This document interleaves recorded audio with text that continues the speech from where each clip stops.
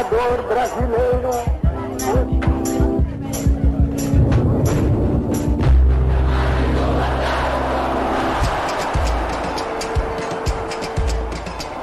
A história do Brasil é a história do saque, da corrupção institucionalizada, do massacre da maioria da população. Você tem o direito de conhecer a verdade. As classes dominantes têm escrito centenas de milhões de páginas de puras mentiras.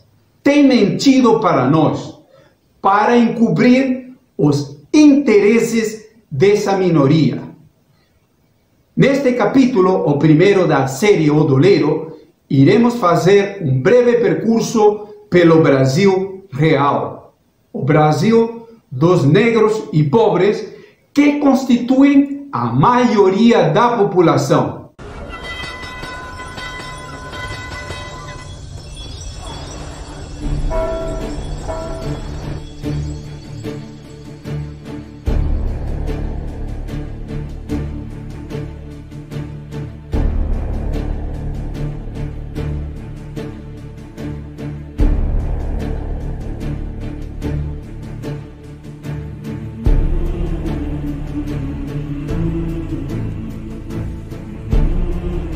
Durante os primeiros 200 anos da colônia, foram assassinados mais de 4 milhões de indígenas, dos quase 6 milhões que habitavam o Brasil.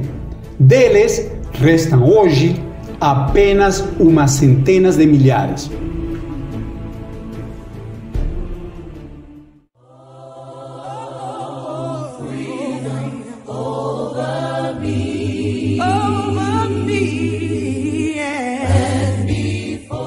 Com o auge da cana-de-açúcar, o Brasil se tornou o país onde mais chegaram escravos negros trazidos da África, quase 5 milhões, ou 15 vezes a mais dos que foram levados aos Estados Unidos.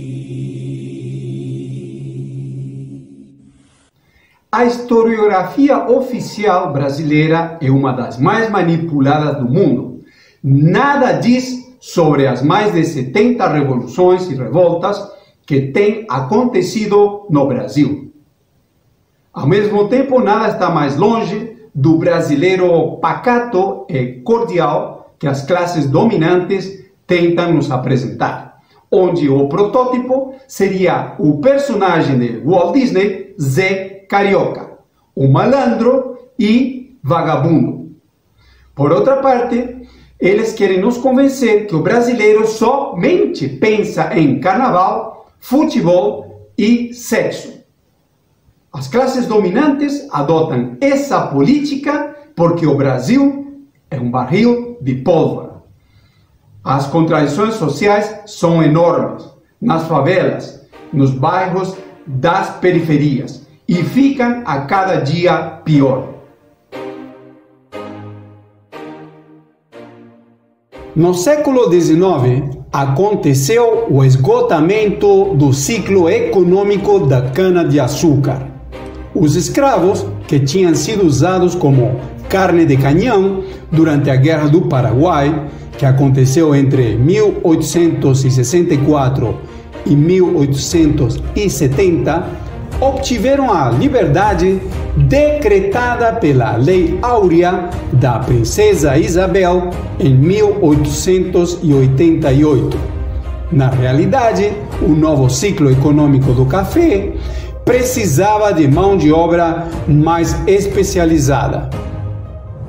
A nascente burguesia brasileira estava pouco preocupada com a situação da população e muito preocupada com seus lucros.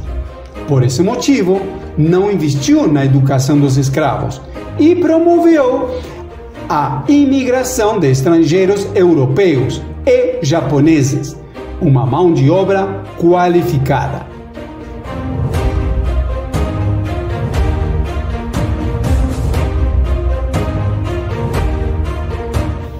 A maioria dos negros nem sequer tinha para onde ir. Eles continuaram como escravos semi-disfarçados nas grandes fazendas ou passaram a se amontoar nas favelas do Rio de Janeiro e das grandes cidades brasileiras. Ali temos um dos principais componentes da origem da brutalidade das contradições sociais no Brasil.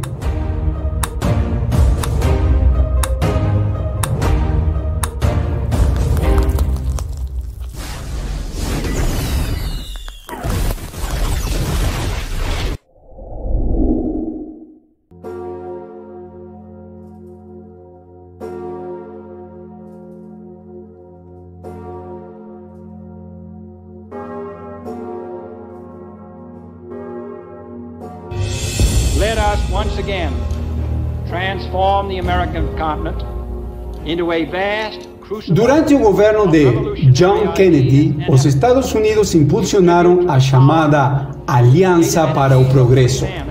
O objetivo era realizar alguns investimentos em obras de infraestrutura e gerar um certo desenvolvimento controlado na América Latina para controlar as revoluções e revoltas que tinham como base social as contradições que vinham se acumulando havia muitos séculos.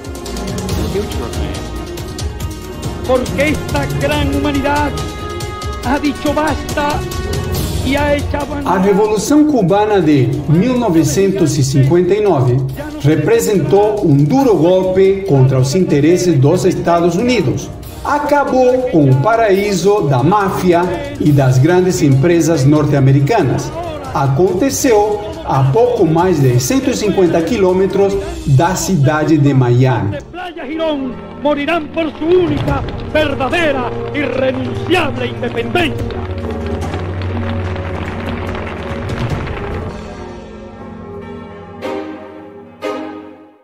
Os Estados Unidos promoveram enorme repressão contra os povos latino-americanos.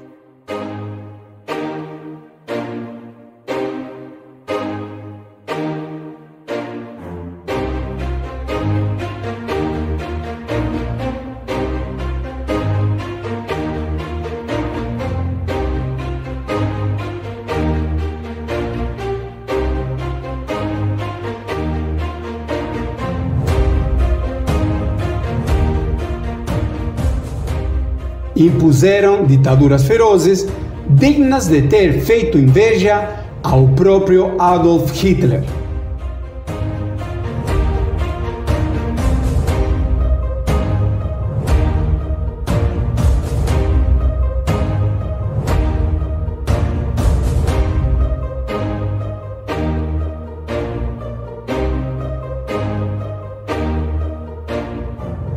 A ebulição das contradições sociais levou ao ascenso do movimento operário desde a segunda metade da década de 1950.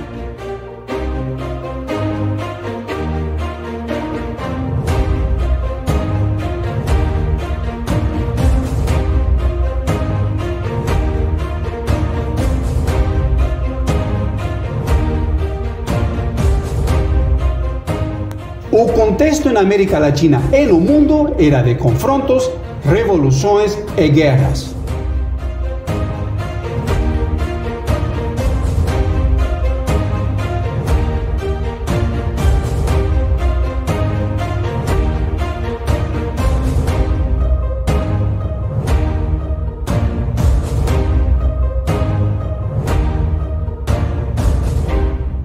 Os primeiros anos da década de 1960 foram tão agitados no Brasil que até aconteceram greves dos soldados e sargentos e dos marinheiros e cabos, cujas assembleias eram realizadas na sede dos metalúrgicos do Rio de Janeiro.